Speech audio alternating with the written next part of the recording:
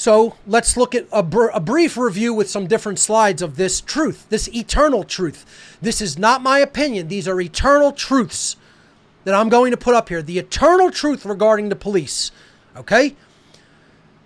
They are not and cannot protect anyone. They're not protecting anyone right now. The police cannot protect anyone. Police are not there when an act of violence is about to take place. No one is closer to your body than you are.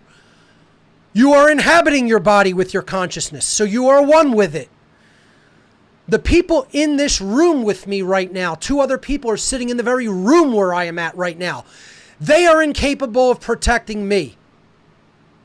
Only I can protect myself, even though there's 2 other people in here with me.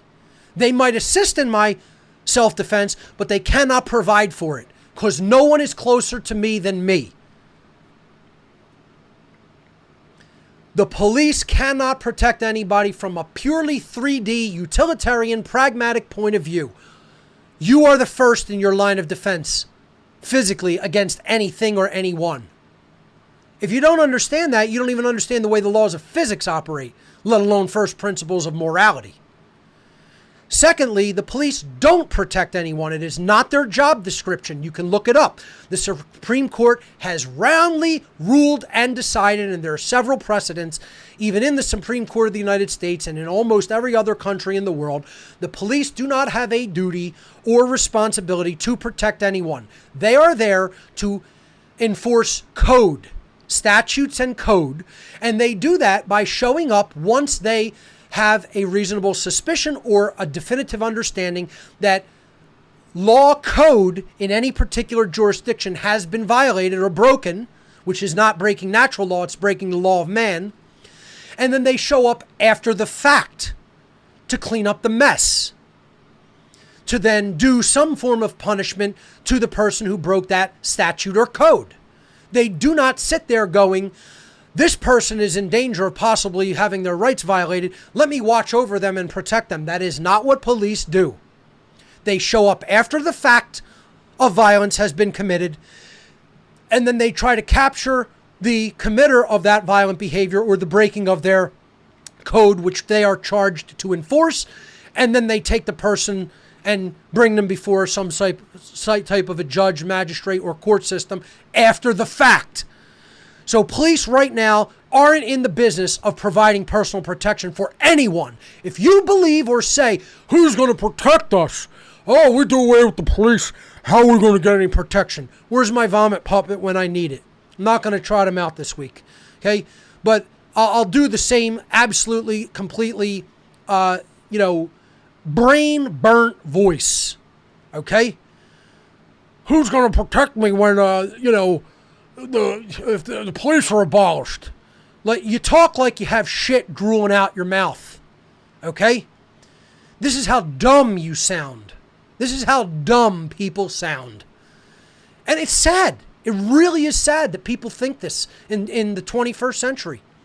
This deep into the 21st century. That they actually believe police care about them and want to protect them. You are a naive, silly-minded, shit for brains child. Again, I say that I'm going to reel it back, but in all honesty, it's so difficult because of how totally bullheaded people are.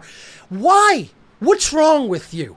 I want to know, you know what the Rosicrucian question is to ask? What they teach people when they see this much of a destroyed soul and mind?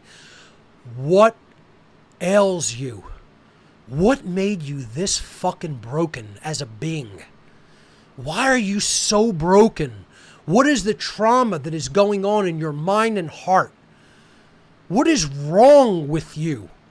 Do you understand you're sick? Do you understand you have deep-seated psychological and spiritual ailments in your heart, in your very heart, in the core of your heart, in the core of your soul? You're sick. You're sick at the core of your soul.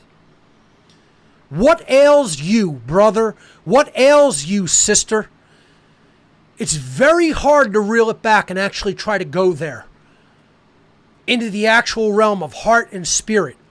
because of how much damage your way of thinking and your false belief has done in the world. You're sick. You're ill. You're spiritually ill more than anything else. You're mentally ill. It's a mental illness. But at the very core foundation, it's sickness of the heart. You have a soul sickness. You have a spiritual illness. Because you're heartbroken. Some form of trauma damaged your heart from a soul point of view. Because that's the seat of the soul, is the heart, not the mind, not the brain.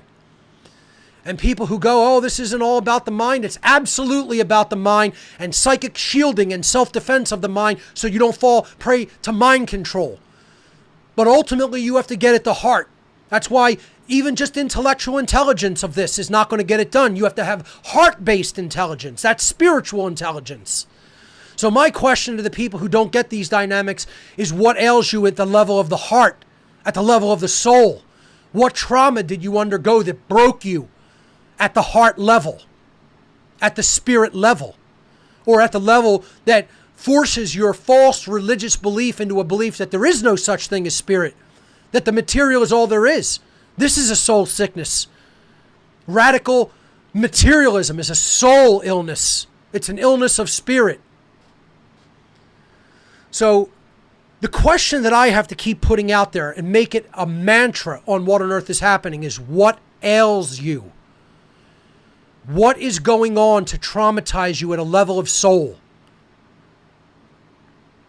That maybe will help me realize this is where we got to get to, and I need to take my attack level down a little bit.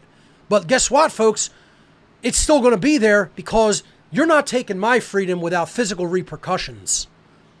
And let me tell you something. You will encounter the anger of 10,000 legions of macro beings.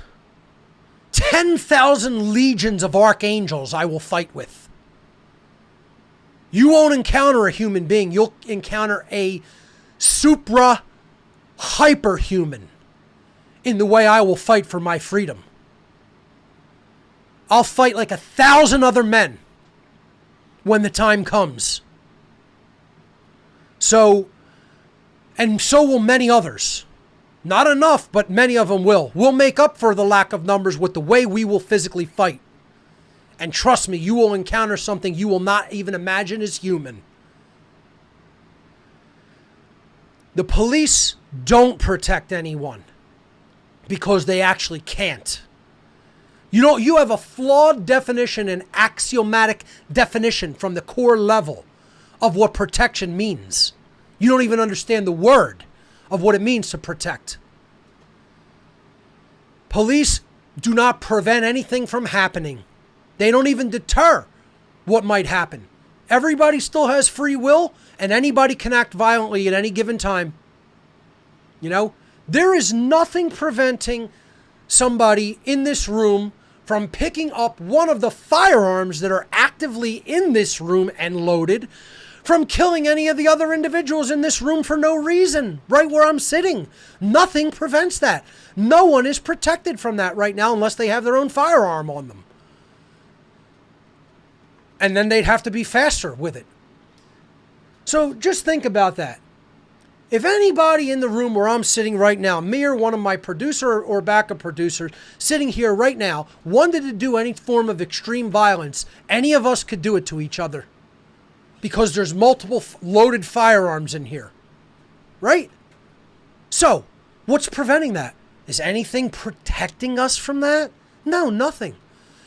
We are entrusting that no one will do that. But that doesn't provide protection. The police aren't going to stop that from happening if one of us makes the free will choice. It may be a bad free will choice to do it because of repercussions that would happen, but that's not preventing it from happening. Nothing prevents violence like that from happening. Police only show up after the fact. Why don't people understand this? It's a very simple concept. It's not that difficult. They don't protect anyone. They never will protect anyone. This institution cannot, does not, and never will protect anyone. Ever. It's a false axiomatic belief that they do or even can. And if you don't understand that, I'm sorry that you're just wrong and this is just the eternal truth. Your mind is somehow either broken and or calcified in such a way that you are hardened into a cult belief system. That's it. The police only exist to coerce human beings and their behavior into obedience to the decrees of the occult ruling class. That is the job of police. It is not to care about, protect, or provide for your protection in any way, or provide any kind of service to you. They don't serve, they don't protect. It's a myth. It's a false myth. It's a false cult belief. They exist to coerce human beings and human behavior into obedience to the decrees of the occult ruling class. That is their actual function. Serving and protection is their ostensible function, which is a lie.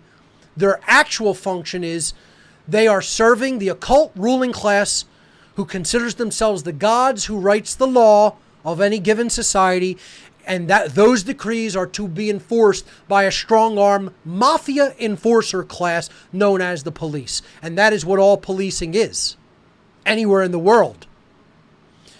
Police exist to conduct violence upon human beings who disobey the decrees of the ruling class. That is all they are there to do. That is all they ever have been there to do. That is all they ever will be there to do.